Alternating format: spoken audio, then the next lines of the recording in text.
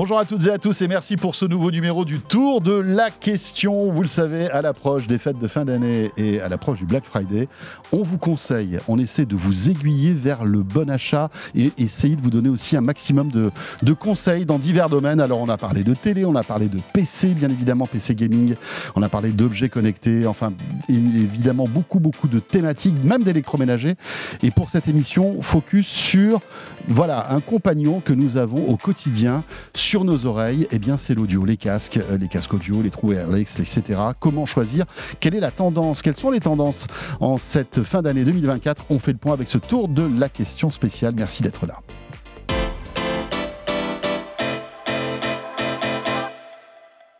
Et pour en parler sur le plateau du Tour de la question, Kesso Diallo est avec nous. Salut Kesso. Salut François. Journaliste à la rédaction de Tech & Co, qui a testé pas mal de casques audio, écouteurs, trous wireless, les casques audio, etc., etc. Tu nous dresseras un petit peu un focus sur cette fin d'année. Et nous avons avec nous Bert Herbots. Bonjour Bert. Bonjour. Vous êtes directeur général France et Benelux de Sennheiser. De Sennheiser, oui. Voilà, ouais, marque évidemment mythique pour tous les fans de son, pour les audiophiles. Peut-être, première question, Bert, un mot sur Sennheiser. Je disais marque mythique. Quelle est l'histoire en quelques mots de Sennheiser? En fait, Sennheiser, c'est presque 80 ans d'histoire en audio. Donc, l'année prochaine, on a 80 ans. On continue d'innover et en s'appuyant sur les expertises et les ressources du groupe Sonova, parce qu'on a un partenariat maintenant avec Sonova. On continue d'être un leader dans le domaine audio, quoi. Pour nous, ce qui est très important, c'est des solutions audio de qualité, innovatives et excellentes, en fait. Et pour les professionnels, parce que vous avez aussi une gamme pro. On a aussi une ProMgo. Et grand public, en fait. Et grand public aussi, oui. Donc, on peut, en fait, je vais dire, profiter des ressources en pro pour apporter après ces technologies pour le grand public. Voilà, exactement. Et il y a des fans de Sennheiser qui depuis de très nombreuses années achètent des produits Sennheiser, un peu comme les fans de Bose, un peu comme les fans de toutes ces marques-là. Voilà, c'est assez intéressant. Ouais. Kesso. Oui. On a peut-être envie de s'offrir un casque, des trous wireless pour ces fêtes de fin d'année avec l'approche du Black Friday. Tu peux nous faire un petit tour d'horizon en fait de ce marché de l'audio? Les écouteurs, aujourd'hui, on a beaucoup d'écouteurs avec la réduction de bruit, ça se généralise beaucoup. D'ailleurs, il y a Apple qui, il n'y a pas très longtemps, a dévoilé les AirPods 4. La particularité, c'est qu'il y a une réduction de bruit active, mais sans embout. Donc ça, c'est pratique pour les personnes qui n'aiment pas les intra-auriculaires. C'est-à-dire qu'on n'est pas totalement isolé, parce qu'en fait, on n'est pas, l'embout ne rentre pas dans l'oreille. Ouais. C'est posé sur l'oreille, mais malgré tout, il y a un système de réduction de bruit. C'est ça, c'est plutôt bluffant quand même, parce que je les ai testés, donc ça marche plutôt bien, mais pas aussi bien que les AirPods Pro 2. Et en parlant des AirPods Pro 2, le marché des écouteurs, les fabricants, ils essayent aujourd'hui un peu d'innover, parce qu'ils se ressemblent un peu tous, et il y a des fabricants qui misent de ce côté-là sur la santé. Les AirPods Pro 2, justement, il y a une mise à jour qui permet de les utiliser comme aide auditive. Donc du coup, les AirPods Pro 2, ils sont beaucoup moins chers que les appareils auditifs qui peuvent coûter plus de 1 000 €.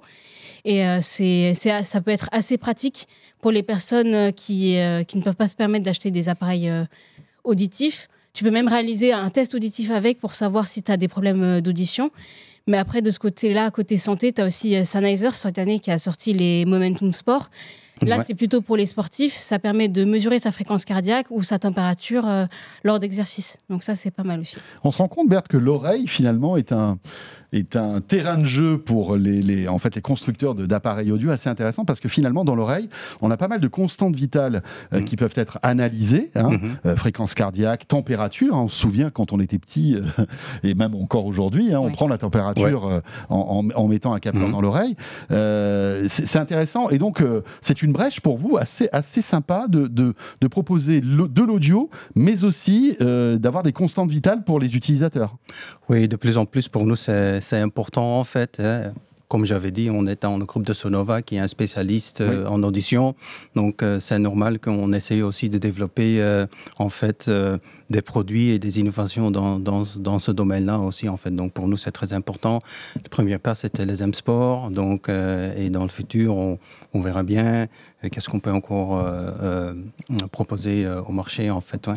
Alors, donc, la version sport, en fait, de vos appareils permettent, malgré tout, de capter la fréquence cardiaque, c'est ça? La fréquence cardiaque et aussi la température corporelle, ouais. D'accord. Ouais. Et ça, on le récupère comment? Via une appli, en fait, on a une application, donc nous avons notre propre application, où vous pouvez le voir. Soit il y a un partenariat avec une marque, où on peut voir ça sur la montre, donc c'est la marque Polar, donc on a un partenariat. Okay. On a là une application qui peut aussi mesurer la température et sur la montre. Donc ça, pour tous les sportifs, ça se substitue en fait aux ceintures. Ça remplace en fait les ceintures. C'est pas mal, fait. Quand même, ça remplace les ceintures. C'est mesuré dans l'oreille en fait. Et tout ça sans faire l'impasse sur la qualité audio. Voilà, exactement. Parce que ça, c'est très important pour Sennheiser. La qualité sonore, c'est le plus important pour nous. On parle toujours de Sennheiser Signature Sound. Donc, la marque est connue pour ça, comme j'avais dit, depuis 80 ans. Pour nous, c'est notre KPI numéro 1, je vais dire, en fait. Ouais. Et ces capteurs santé donc, sont pour l'instant sur les produits, on va dire, sport. Mais est-ce qu'on peut imaginer qu'ils se déploient, en fait, sur tous vos produits ou sur les produits haut de gamme, même s'ils ne sont pas liés au sport?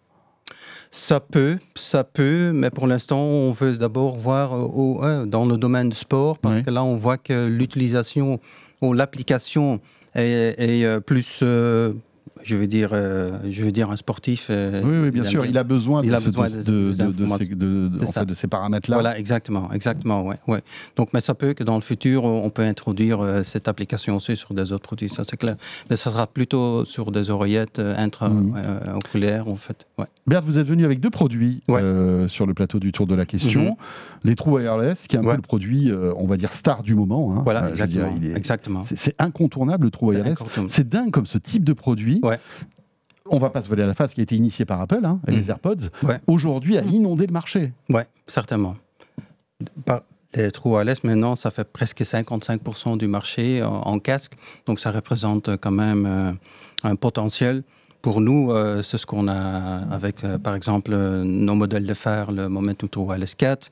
Nous, on joue surtout sur l'audio supérieur, je veux dire, pas standard, mais supérieur.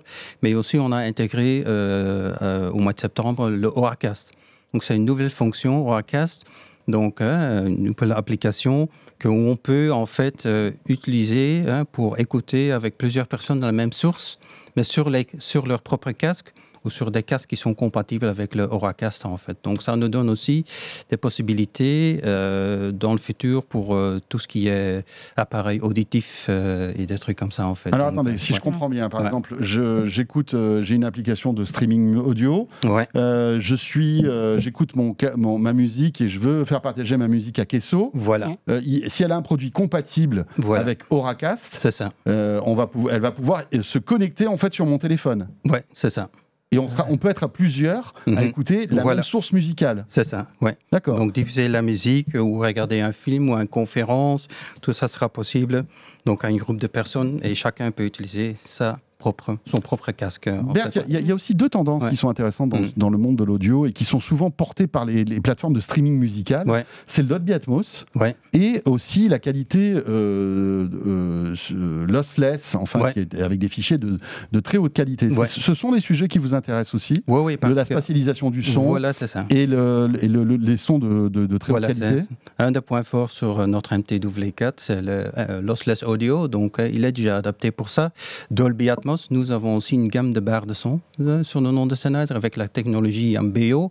Et là, c'est compatible avec Dolby Atmos, 360 Reality, DTS-X. Donc, tout ça, c'est déjà incorporé dans nos barres de son aussi, en fait. Kesso, après, il y a les casques Arceau. Qui n'ont pas dit leur dernier mot. Alors, ils souffrent quand même de la concurrence des True Wireless, mais ils sont toujours là. Ils sont toujours là. D'ailleurs, cette année, il y a Sonos qui a sorti son premier casque, le Sonos Ace. Bon, il ne marche pas très bien, mais il est quand même assez impressionnant.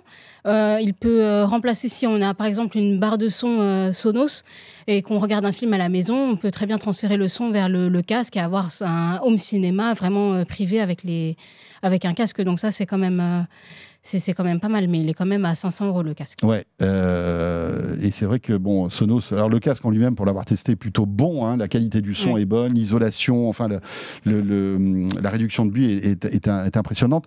La fonction que tu disais est assez intéressante. Si vous avez une barre de son Sonos, vous pouvez d'un bouton écouter en fait la télé depuis votre casque, ça coupe la barre de son avec un son spatial, etc. Ça, c'est plutôt cool. Mais c'est vrai que bon, Sonos pâtit encore toujours de cette mise à jour d'application qui voilà, était remplie de bugs. Alors, je sais que Sonos essaie de régler ces problèmes-là, mais ça prend énormément de temps. Hein. Casque Arceau, Sennheiser, bon, ça c'est un peu l'histoire hein, de Sennheiser. Exactement. Il y a des nouveautés aussi, il y a des innovations dans ce domaine-là. En fait, nous avons donc notre gamme Momentum. Nous avons aussi lancé cette année-ci notre gamme Accentum. Donc là, on regarde vraiment rapport prix-qualité, mais en fait avec toujours ce qui est en tête pour Sennheiser, un son supérieur en fait, des utilisations comme ANC, donc réduction du bruit incorporée, mais là pour plutôt grand public, quoi. Donc ça c'est la nouveauté de cette année en casque Arceau. Le casque Arceau a encore de beaux jours devant lui, ou est-ce que c'est on va dire un form factor qui est condamné à terme avec les wireless? Non, je crois que ça a toujours un beau, je veux dire, un bon marché. Un bon marché, certainement. Oui, on voit ça dans les ventes aussi, que c'est les casques. On voit une tendance vers des prix un peu, je veux dire, plus hauts. Les gens sont prêts à dépenser plus à un casque Arceau maintenant que dans le passé. Donc on est prêt à dépenser 200 à 300 € sur un casque Arceau parce qu'il y a beaucoup de fonctions dessus, comme la réduction de bruit et tout ça. Et c'est pas uniquement un casque, c'est un outil pour voyager et tout ça. Donc c'est plus qu'un casque maintenant. Ouais. Alors évidemment, on n'a pas eu le temps d'évoquer les autres marques stars en fait de l'audio, hein. Sony, Bose aussi, hein, Bose qui enfin que moi perso j'aime beaucoup et qui fait des produits aussi d'excellente qualité. Donc c'est vrai que pour choisir, on a l'embarras du choix. Quoi, mais surtout qu'il y a des produits assez design. En fait, Bose, ils ont sorti les Bose Ultra cette année. Ce sont des écouteurs un peu dans cette tendance open fit, écouteurs ouverts, où tu peux profiter de ta musique, mais en même temps être conscient de ton environnement. C'est assez utile pour les sportifs. Quand tu fais du vélo, quand tu cours, bien sûr. Même si normalement en vélo, tu n'as pas le droit de porter des écouteurs. Tu n'as pas le droit, Mais oui, c'est assez pratique. Après, le design fait un peu penser à une boucle d'oreille. En fait, ils se mettent sur le lobe de l'oreille. Mais de ce côté-là, on a aussi Huawei cette année qui a sorti les Huawei Free Clip. Et eux aussi font penser à une boucle d'oreille, à un piercing limite. Donc il y a aussi cette tendance-là un peu... c'est une manière pour les fabricants d'innover avec des écouteurs qui ne sont plus intra-auriculaires ou qui rentrent vraiment dans l'oreille, où là, tu as vraiment le conduit auditif qui est libre. Voilà, beaucoup de choix, beaucoup de possibilités aujourd'hui. Hein, voilà. Et puis n'hésitez pas à aller sur la plateforme Tech & Co pour avoir évidemment un maximum de conseils. Merci beaucoup Berthe d'être passé par notre plateau, d'être venu depuis la Belgique nous voir. Berthe Herbots, donc directeur général France et Benelux de Sonova et donc de Sennheiser. Et merci à Kesso Diallo pour tous tes conseils. Et n'hésitez pas donc à aller sur le site de Tech & Co pour en savoir plus. Kesso qui est journaliste évidemment à la rédaction de Tech & Co. Voilà, ce tour de la question est terminé. J'espère qu'on vous a un petit peu défriché le terrain. À vous de choisir maintenant et de vous faire plaisir surtout parce que c'est ça le plus important. À très vite et merci de nous suivre.